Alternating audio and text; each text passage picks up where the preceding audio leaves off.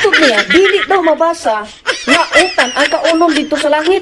O ito, gusto ko mapasin ninyo ito. Sabi niya, Matod niya, dili daw mabasa nga utan ang kaunon dito sa langit. aba, sinabi ba ni Brother JC yun? Yun ba ang sinabi ni Brother JC? Na walang mababasa na gulay ang kakainin doon sa langit? Mayroon ba siyang sinabing ganon? Balikan nga natin. Naa ba kay mabasa nga ang gulay ginaog sa langit? Naa ba kay mabasa nga ang gulay ginaog sa langit? Yun, ang sabi niya, meron ka bang mababasa na merong gulay na ibinaba mula sa langit? Naa ba kay mabasa nga ang gulay ginaog sa langit? Yun ang tanong, Dan Masin. Meron ka bang mababasa na merong gulay na ibinaba mula sa langit? Ibinaba mula sa langit, gulay. Yun ang tanong.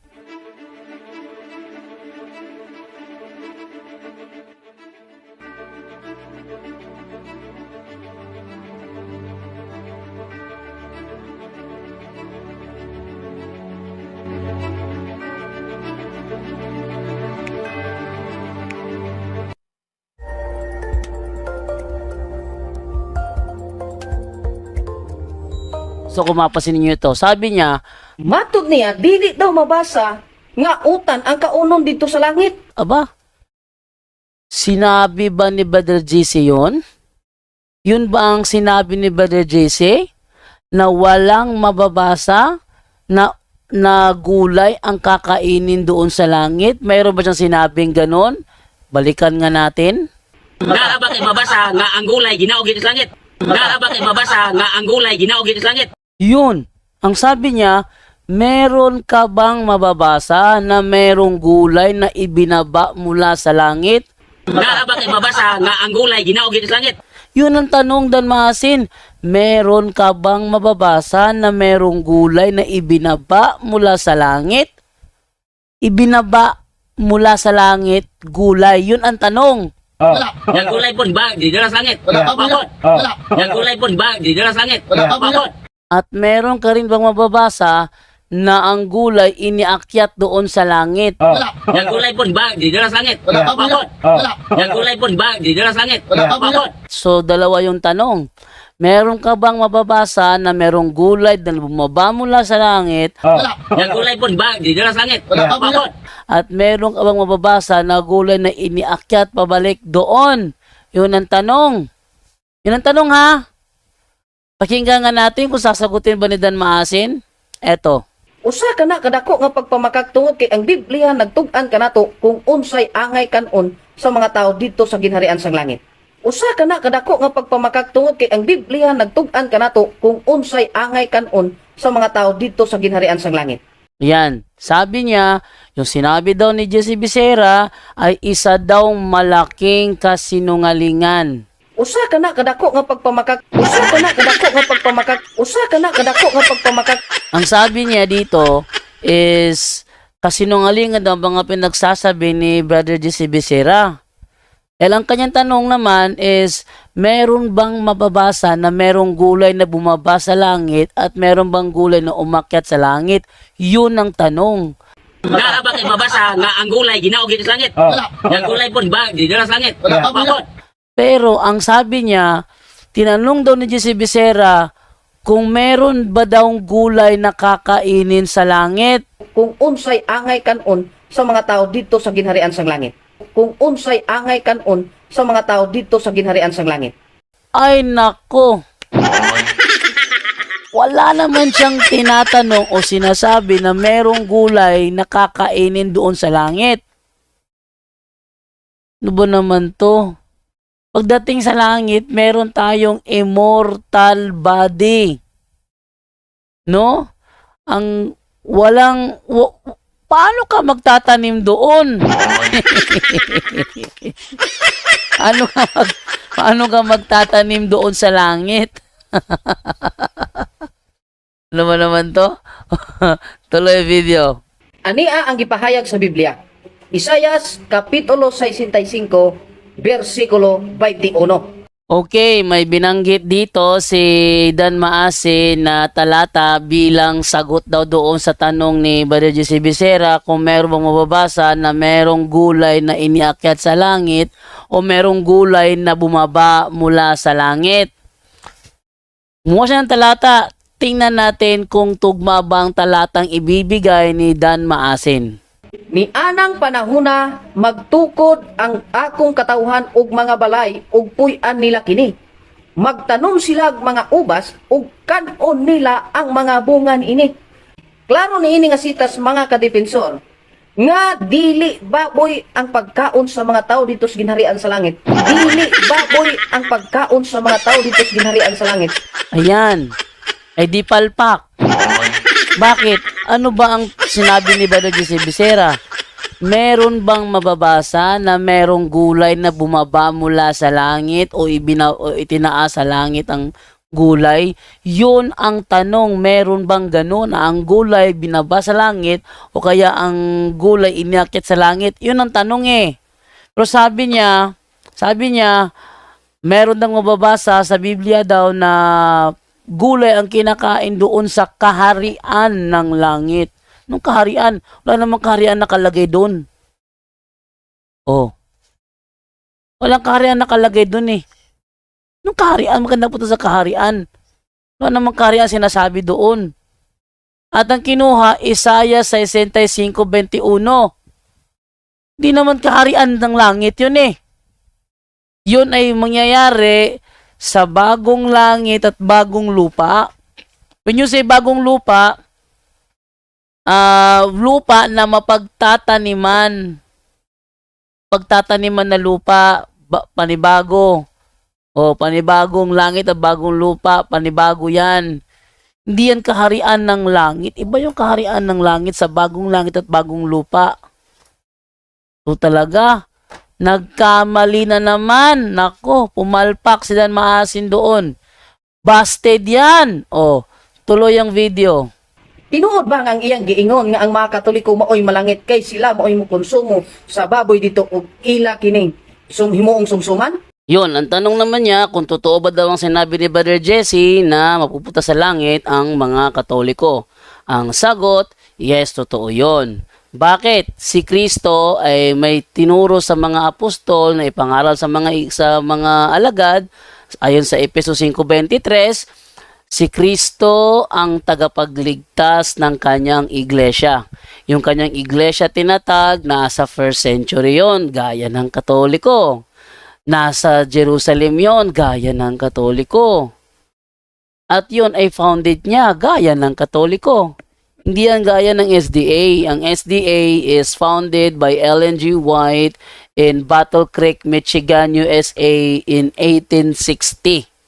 So, mukhang dito, hindi natatama si Dan Maasin dito. Pero yung karugtong doon na upang kainin yung mga baboy doon, yun ay joke-joke na lang. Dagdag patawa sa mga nakikinig sa kanya. Tuloy ang video. Atong basahon ang Biblia. Isayas, Kapitulo 66, versikulo 15, tubtob sa 17. Ayun, so babasahin niya ang Isaiah 66, 15 hanggang 17. So babasahin din natin yan para maipakita natin kung tama ba ang kanyang unawa sa naturang talata. Ang sabi rito, makinig kayo, darating ang Panginoon na may dalang apoy. Sasakay siya sa kanyang mga karwahing pandigma na parang ipo-ipo.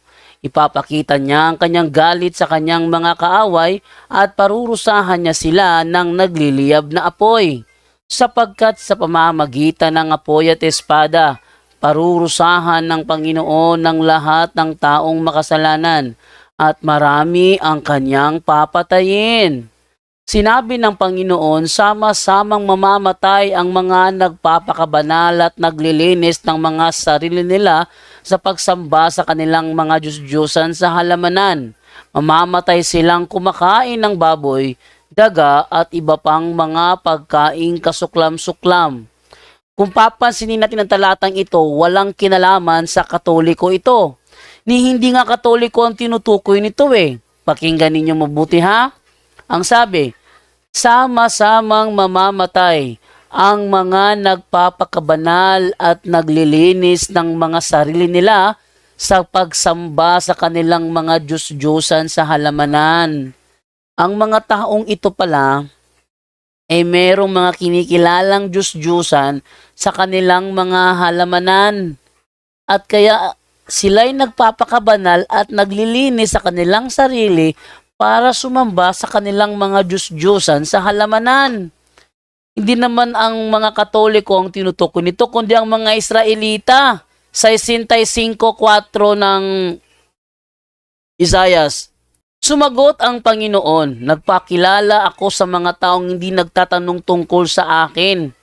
Natagpuan nila ako kahit na hindi nila ako hinahanap. Ipinakilala ko ang aking sarili sa kanila kahit na hindi sila tumatawag sa akin. Patuloy akong naghintay sa mga mamamayan kung matitigas ang ulo. Mamamayan ko. Sino ba ang kanyang bayan? Di ba mga ang Israel? At hindi sumusunod sa mabuting pag-uugali. Ang sinusunod nila ay ang sarili nilang isipan. O, ayan na. Ang sinusunod nila. Sinong nila? Yung kanyang bayan ay ang sarili nilang isipan. Ginagalit nila ako. Sinong silang nila? Yung kanyang bayan. Ipinapakita nila sa akin ang patuloy nilang pagsamba sa kanilang mga Diyos-Diyosan sa pamamagitan ng paghahandog sa mga halamanan at pagsusunog ng mga insenso sa bubong ng kanilang mga bahay. So napakaliwanag ang tinutukoy dito, yung kanyang mamamayan. Balikan natin ang sinasabi sa verse 2. Patuloy akong naghihintay sa mga mamamayan kong matitigas ang ulo. Sa panahon ni Propeta Isaias, Israel lang naman ang kanyang bayan. Ayan, no? At itong mga taong ito ang nagpupunta sa halamanan upang sumamba sa kanilang mga Diyos-Diyosan. Yan ang tinutukoy sa 66:17. Sinabi ng Panginoon, sama-samang mamamatay ang mga nagpapakabanal at naglilinis ng mga sarili nila sa pagsamba sa kanilang mga Diyos-Diyosan sa halamanan. Mamamatay sila. Sinong sila? Yung pumupunta sa halamanan para sumamba sa kanilang mga Diyos-Diyosan. Mamamatay sila. May kinalaman mga Katoliko dyan? Walang kinalaman ng Katoliko niyan. Walang kinalaman. Ang tinutukoy dyan, yung mga Israelita na pumupunta sa kanilang halamanan para sumamba sa kanilang mga Diyos-Diyosan. Sabi dito, mamamatay silang kumakain ng baboy. Sinong sila na mamamatay na kumakain ng baboy? Yung mga nagpapakabanal na mga Israelita upang sumamba sa kanilang mga Diyos-Diyosan sa halamanan. Aba, hindi pala Katoliko ang tinutukoy dyan. O sige, pakinggan natin, babasahin ni Dan Maasin yan. At alamin natin kung ano ang unawa ni Dan Maasin dyan. Kung ito ba'y tugma sa konteksto ng Biblia o gumagawa siya ng sarili niyang paliwanag. Tuloy ang video. Pamati, muabot ang Ginoo inuban sa kalayo. Ug ang iyang mga karwahe murag alimpulos, ipahamtang niya ang iyang kapungot ngadto sa iyang mga kaaway ug silutan niya sila sa nagaidlab nga kalayo. Kay paagi sa kalayo ug sa iyang espada silutan sa Ginoo ang tanang mga taong makasasala ug daghan ang iyang mapatay. Bersikulo 17, miingon ang Ginoo, magdungan og pangamatay ang mga nagapakabalaan ug nagapakahinlo sa ilang kaugalingon sa ilang pagsimba sa ilang mga Dios-Dios didto sa hardin. Mga matay sila samtang nagakaon og baboy, ilaga ug sa uban pang pagkaon nga giisip nga hugaw. Klaro mga kahigalaan nga di ay malangit ang gakaon og baboy. Ayun, di lumitaw rin ang maling unawa niya. Ang sabi niya, hindi raw mapupunta sa langit ang kumakain ng baboy. Klaro mga kahigalaan nga di ay malangit ang gakaon og baboy. Klaro mga kahigalaan nga di ay malangit ang gakaon og baboy. Mali, binasa na nga niya eh. Mamamatay yung mga pumupunta sa mga halamanan para sumamba sa kanilang mga Diyos-Diyusan at sila ay mamamatay na kumakain ng baboy. Sila yung pumupunta sa halamanan para sumamba sa Diyos-Diyusan. Sila yung umamatay na kumakain ng baboy. Hindi yung mga Katoliko. Palpak talaga si Dan Maasin. Yung context, hindi talaga niya makuha. May tinutuko, sinabi na nga doon eh. Ating babasahin sa Bisaya. Miingon ang Ginoo. Ito ha, sinabi ng Panginoon, magdungan og pangamatay ang mga nagapakabalaan og nagapakahinlo sa ilang kaugalingon, sa ilang pagsimba sa ilang mga Diyos didto sa hardin. Tagalog, magkakasabay-sabay na mamamatay ang mga nagpapakabanal at naglilinis ng kanilang sarili sa kanilang pagsamba sa kanilang mga Diyos-Diyosan doon sa halamanan. Mga matay sila samtang nagakaon og baboy. Mga matay sila. Sinong sila? Yung pupunta sa halamanan para sumamba, sila yung mga matay na nagakaon og baboy. Sila. May specific na mga taong tinutukoy ang talatang ito, hindi naman Katolikong tinutukoy dyan, kundi yung magdungan pakamatay ang mga nagpakabalaan o nagpakahinlo sa ilang kaugalingon, sa ilang pagsimba, sa ilang mga Diyos dito sa hardin. Mga matay sila. Maliwanag ang topic dito eh. Sino ang mga matay Mga matay sila. Sinong sila yan? Yung mga nagahinlo sa ilang kaugalingon sa pag-adto sa ilang mga Diyos-Diyosan sa hardin aron pagsimba. Palpak talaga ito si Dan Maasin. Nasa harap na niya ang talata, mali pa ang kanyang unawa. Nako, delikado pag sabadista ang magtuturo sa inyo. Binabaluktot ang Biblia. Napakaliwanag, mga matay sila. Sinong sila? Yung mupunta sa hardin, mga matay sila samtang nagkakaon og baboy. Sino? Yung mupunta sa hardin. Hindi yan ugali ng Katoliko. Yun ang bayan ng Diyos. Yun ang mga Israelita. So talaga Dan Maasin, kagamit-gamit, nasa harap ng talata, baluktot pa ang kanyang paliwanag. Tanyo? Nakita ninyong paliwanag Dan Maasin? Napakamali talaga. Ulitin natin yung talata. Aliyan na, talata ha, nasa harap nyo na. Miingon ang Ginoo, sabi ng Panginoon, magdungan og pangamatay, sabay-sabay na mamamatay, ang mga nagapakabalaan og nagapakahinlo sa ilang kaugalingon, sa ilang pagsimba, sa ilang mga Diyos dito sa hardin. Hindi pala to isang tao lang gagawa nito. Marami pala. At silang lahat nagagawa niyan, sabay-sabay na mamamatay. Mga matay sila, samtang nagakaon og baboy. Sino? Yung mga nasa hardin. Katoliko ba yun? Napakamali talaga mag-isip ni Dan Maasin. Tingnan nyo Napakamali talaga niyang mag-isip. Nasa harap na niya. Binasa na niya ang talata. Baluktot pa ang paliwanag. Naku, Dan Maasin. Wawa ka naman. Delikado, hindi ka pwede magturo. Dahil hindi mo nauunawaan ang kautusan. Babasahin natin ang sinasabi sa unang Timoteo 1:7. Nais nilang maging tagapagturo ng kautusan, gayong hindi naman nila nauunawaan ang kanilang sinasabi at ang kanilang mga itinuturo ng may buong tiwala sa sarili. Ang dami namang palpak Dan Maasin dito. Naku, daming palpak niya. Sinabi ng talata, mga matay sila. Ibig sabihin, may tinutukoy. At ang tinutukoy niya, hindi isang tao lang, marami sila. Sinong sila yan? Yung pupunta sa hardin, nagpapakabanal at naglilinis sa kanilang sarili para sumamba sa kanilang mga Diyos-Diyosan doon sa halamanan. Ang liwanag ng talata, binabaluktot mo pa Dan Maasin. Nako, delikado talaga pag ikaw ang nagturo, ligaw ang kaluluwa ng lahat ng makikinig sa'yo. Tuloy ang video. Kinsa man karon ang malangit. Versikulo 22 hangtod 23. Miingon pagayod ang Ginoo. Maingon nga ang bag-ong langit ug ang bag-ong yuta nga akong himuon magapabilin hangtod sa hangtod, ang inyong mga kaliwat magapadayon usab hangtod sa hangtod. Ug dili gayod kamo kalimtan. Sa matag subang sa bag-ong bulan ug sa matag adlaw nga igpapahulay, musimba ang tanang mga katawhan kanako. Ako ang Ginoo ang nagaingon ini. Sa maong sitas mga kadipinsor, gitog anan kita nga ang mga tao di ay nga magpuyo dito sa langit, mga Sabadista, dili mga Dominguista. Mali talaga itong si Dan Maasin pag ito nagbasa. Sabi niya, doon daw sa langit, wala raw doong Dominguista, Sabadista lang.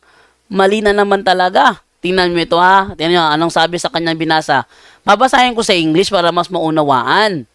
For just as the new heavens and the new earth which I make will remain and endure before me, declares the Lord, so your offspring and your name will remain and endure. And it shall be that from new moon to new moon, and from Sabbath to Sabbath, all mankind will come to bow down and worship before me, says the Lord. Ano daw? Mula Sabat hanggang sa kabilang Sabat. From Sabat to Sabat. Pag sinabi ko, ikaw ay magtrabaho sa kumpanya ko from Monday to Monday, ang ibig sabihin yan, walang day off, everyday yan. Mag-start ka sa Monday, matatapos ka sa Monday, walang day off yan. Maliban na lang pag sinabi ko, magtatrabaho ka sa akin from Monday to Saturday, ang day off mo Sunday.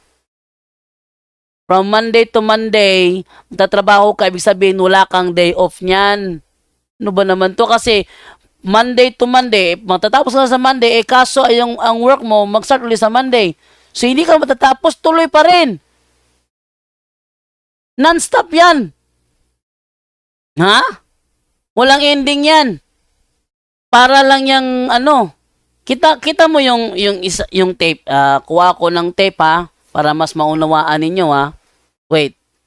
O yan. Ito na yung tape para maunawaan natin. Kunin natin to. Kuha ako ng isang linya para maunawaan ninyo. Yan.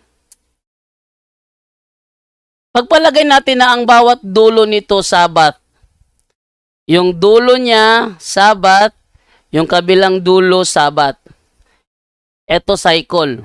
Sabi, from Sabat, balikan din talata and it shall be that from new moon to new moon and from Sabbath to Sabbath, all mankind will come to bow down and worship before me, says the Lord. Ano ibig sabihin yan? From Sabbath to Sabbath. Yan. From Sabbath to Sabbath. Ayan. Ayan. Maunawaan ninyo. From Sabbath to Sabbath, all mankind will come to worship before me. Anong ibig sabihin yan? Araw-araw siyang sasambahin. Walang tigil na pagsamba.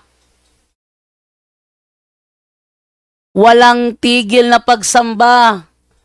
Mula Sabat patungo sa kabilang Sabat, walang tigil ang pagsamba.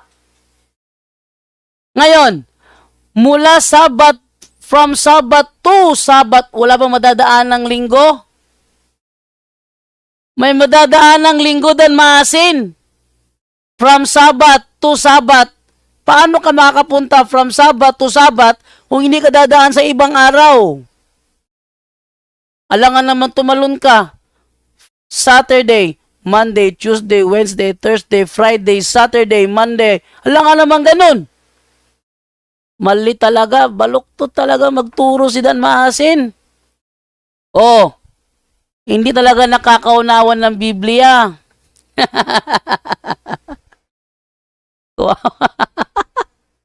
Napakaliwanag. Ulitin natin ha.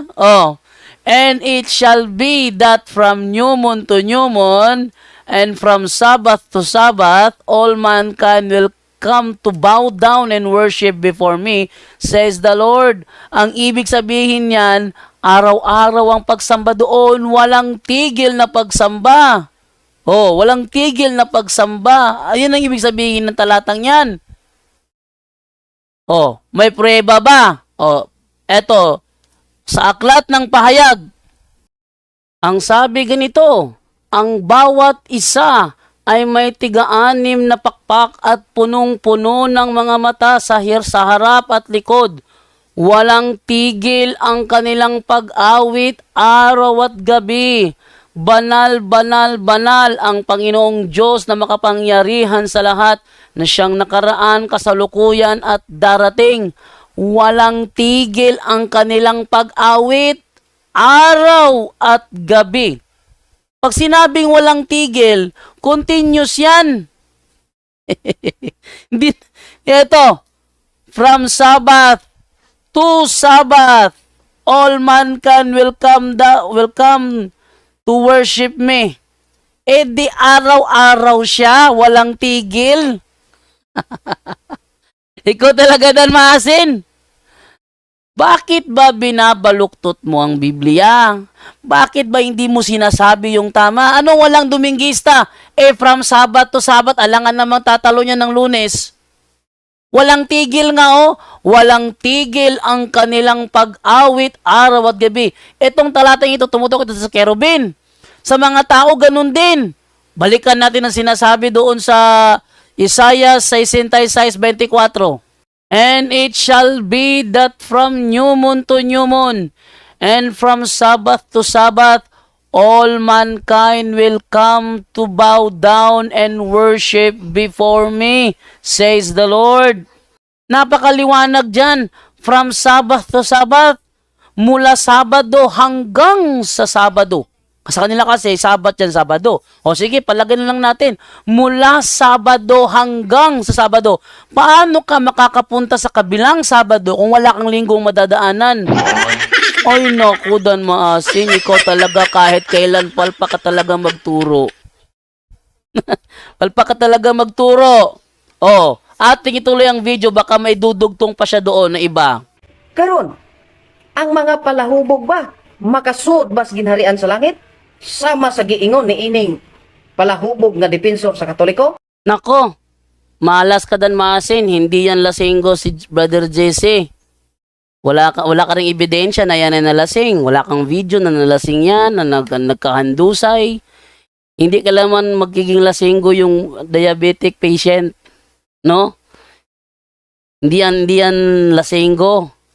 Dahil may sakit sa diabetes yan, then malakas siyang minom dati ng Cobra, ng soft drinks, ng Coke, ilang bote sa isang araw. Tapos, mga matatamis, yun ang mga target niya hanggang natamaan ng diabetes. Pero yung alak, naku, wala yan sa kanya. Hindi lasinggo si Brother Jesse. Hindi lasinggo yan. Ang sigurado ako may impyerno yung nagbibintang ng kasinungalingan, gaya ng ginagawa mo. Kumo yung kanyang topic is patawa sa mga nakikinig sa kanya, pinagbintangan mo ng lasenggo, wala ka namang ebidensya.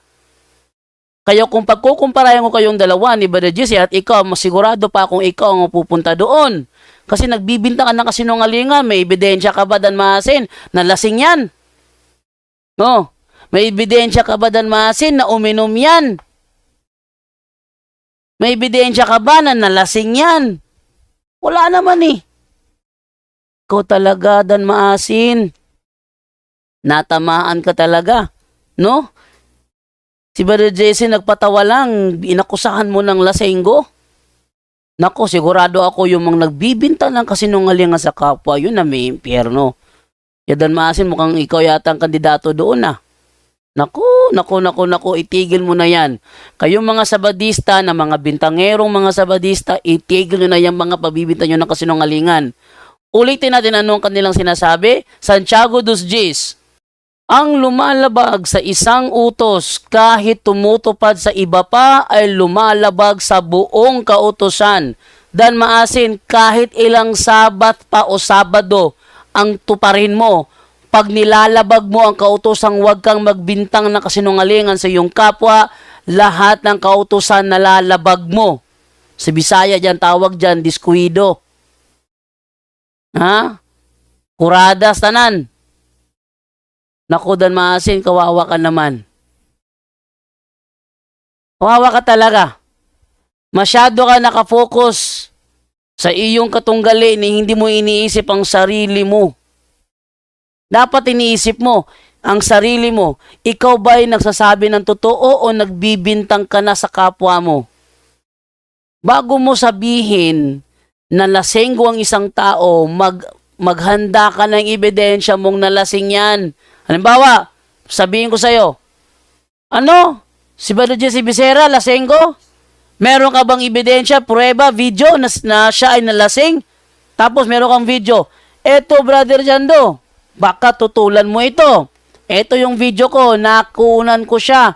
Nakahandusay sa sobrang kalasingan. Aaminin mo ba ito? Yung mga ganong ebidensya. Maghanda ka bago ka magbintang sa iyong kapwa. Kung wala kang nakahanda, nalalabag mo yan, ang kautusan na yan.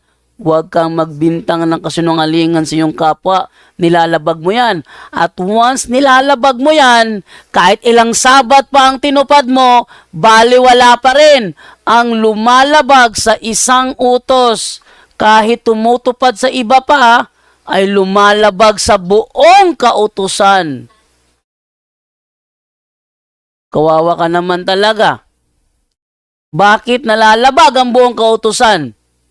Galatia 5:14, sapagkat ang buong kautusan ay nauuwi sa isang pangungusap, ibigin mo ang iyong kapwa gaya ng pag-ibig mo sa iyong sarili. Sa Bisaya, kay ang tibuok balaod na tingob sa usa lamang kasugo. Higugma ang imong isikatawo sama sa imong kaugalingon, kaya dan maasin.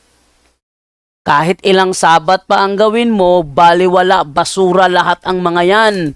Kung patuloy ka sa pagbibintang ng kasinungalingan sa iyong kapwa. Kaya, ako ba sa iyo, magbago ka na. Wala kang mapapala dyan.